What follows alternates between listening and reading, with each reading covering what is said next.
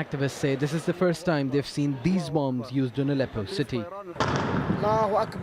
The munitions, which appear to explode in clusters, have previously been used in the countryside of Aleppo province. Just as they do during the day, civil defense volunteers try to locate the houses where the bombs landed. We can't independently verify what kind of bombs were used or whether the strike was carried out by Russian or Syrian jets. The Russian airstrikes targeted various districts inside Aleppo city with white phosphorus.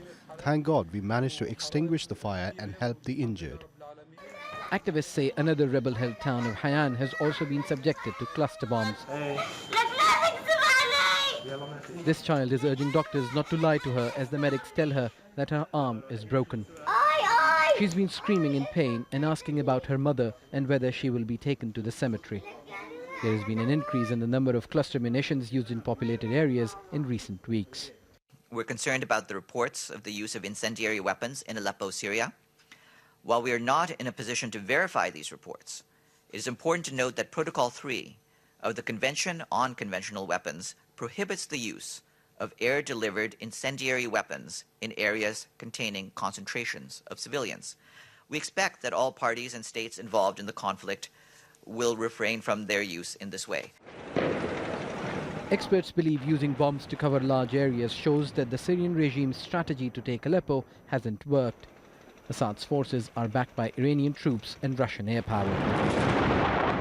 It's a prelude to an attempt by Russia, Iran, and Assad to overtake the entire city of Aleppo. That's, I think, the game plan here, and I think this is a prelude of worse human suffering to come for the citizens of Aleppo. Last week, the use of cluster bombs caused a military spat between US and Russia, two countries fighting over competing interests in Syria, and both not signatory to the convention that bans cluster munitions. And as the war goes on, bombs continue to fall on civilian areas. Osama Bin Javaid, Al Jazeera.